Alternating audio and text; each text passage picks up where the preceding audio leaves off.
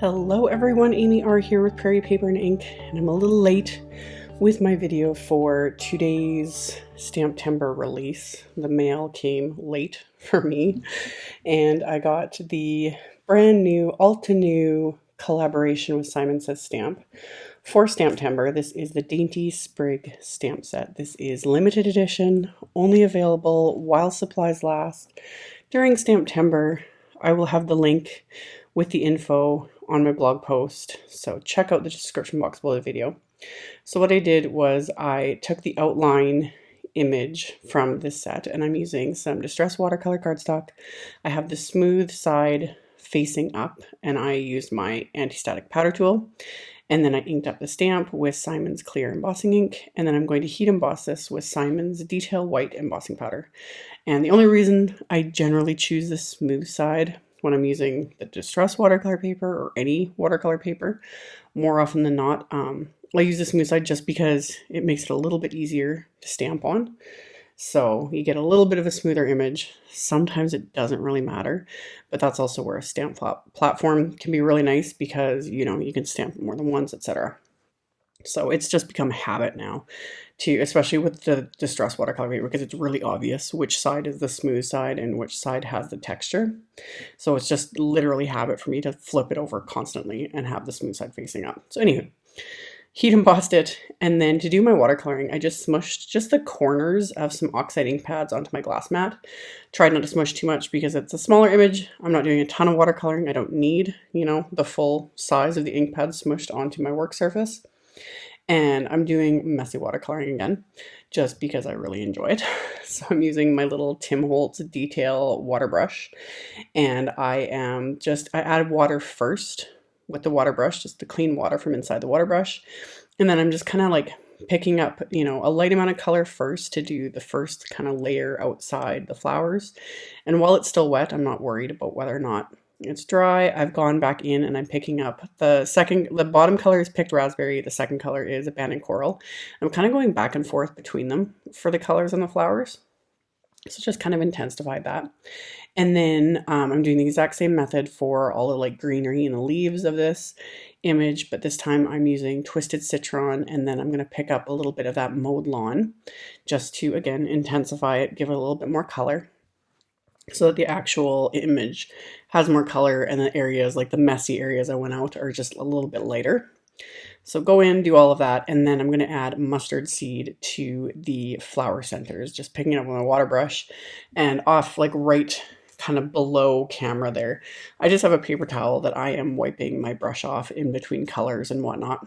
So once my coloring is done, I let this sit and dry for, it doesn't take very long, but let that completely sit and dry. And once it's dry, I picked up some Perfect Pearl powder in the Perfect Pearl color.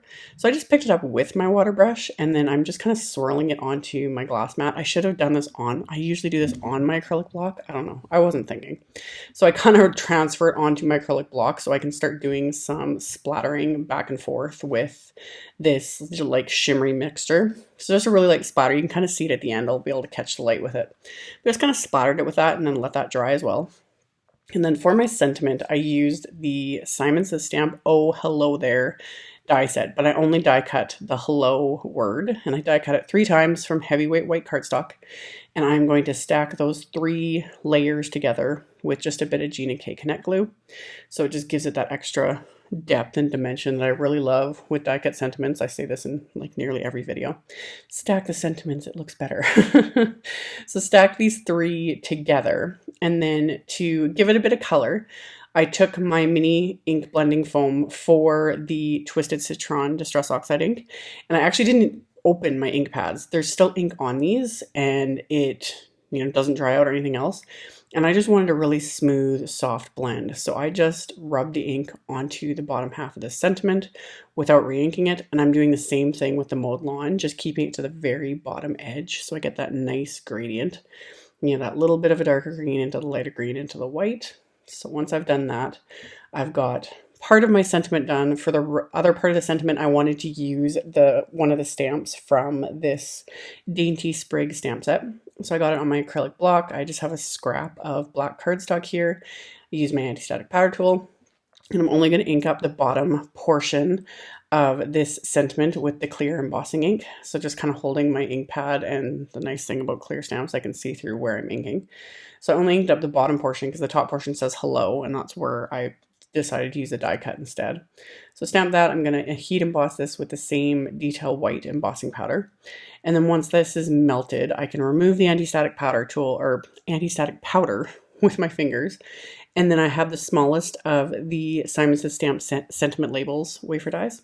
So I'm going to line that up onto my heat embossed little sentiment here. I'm going to tape this into place with just a little piece of washi tape. Then I can run this through my die cut machine so it's a nice perfect straight little sentiment strip. And then I decided to cut off the one end of this card front because it was a distressed watercolor paper. It's already pre-cut to 4 1/4 by 5 1/2. So I just cut off like 3/4 of an inch roughly. I just eyeballed it. So cut that off, cut out some black and white striped pattern paper. And I also pulled out some of the Simon Says Stamp hot pink glitter paper. And I just trimmed a really narrow strip of that, like 1/8 of an inch. And I'm going to adhere the pattern paper to my card base, which is heavyweight white cardstock, cut to 4 1/4 by 11 and scored at 5 1/2. So it'll be a top folding A2 size card. So I adhered the pattern paper strip first. And then I need to adhere my sentiment strip to the watercolor piece first because I have to trim off the little ends that are going to hang off each side. So I just kind of line that up on the grid of my mat just to make sure everything is like straight. Get that adhered, trim off the ends, and then I'm going to add that adhesive to the back of my die cut sentiment, figure out where I want to place it because I couldn't make up my mind. So add the adhesive, and I still wasn't sure where I was going to place it, and decided at the literally very last second to move it more to kind of the middle of this panel. So I had a little dab of the adhesive on the sentiment strip, but I could just rub that off before it had a chance to dry, and it's good to go. So held that in place for a few seconds just so the glue has a chance to start setting. And then I'm going to adhere this again to the card front with the same adhesive. And then once that's adhered into place, I can add adhesive to the back of that little glitter strip that I cut. And I'm just going to butt that up right against the watercolor piece. So everything's like straight and lined up. And it just gives it that little bit of extra bling, just cause. So it kind of went nicely, that even though it's hot pink glitter paper, it kind of goes nicely with the mixture of the abandoned coral and the picked raspberry oxide inks. So adhered that, trimmed off the little bit on the bottom. And then for the inside of the card, I am going to line this up inside my stamp platform again. And I originally was gonna like fiddle with the corners of my oxide ink pads and ink up, selectively ink up this image. And because I've done this in previous videos, etc. But the flowers were right in the middle, and I was like, this is gonna take longer. So this is actually a lot faster. Is I just inked up the whole thing with the abandoned coral oxide ink, and then I just took my microfiber cloth and wiped the ink away from the all the leaves and whatnot. And since this is like a combo like oxide, which has got a pigment quality to it, it's not going to dry or anything. Like I have plenty of time to wipe off that ink, etc. So I stamped basically just the flowers. It doesn't have to be perfect. And then it was a lot easier to mostly selectively ink up the greenery with the Twisted Citron. And then I did use the corner of the mowed lawn, just kind of dabbing it here and there to add a bit more green. And then I just used my microfiber cloth to kind of remove some of the color from the flowers. And then that way I can stamp that so it's a multicolored image with very little effort. So once I've got that stamped on the inside, I'm going to line up another sentiment from this set along the inside of the card, just moving the card base back down just to make sure everything is straight, I'm seeing it straight, etc. So get it all lined up, straightened out, etc. And then I'm going to ink this up with Simon's Intense Black ink and stamp that onto the inside of the card, and that's going to finish off my card.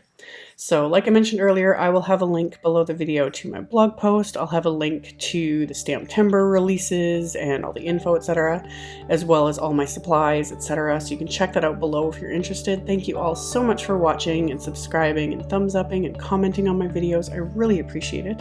And I will see you all very soon in the next one. Bye!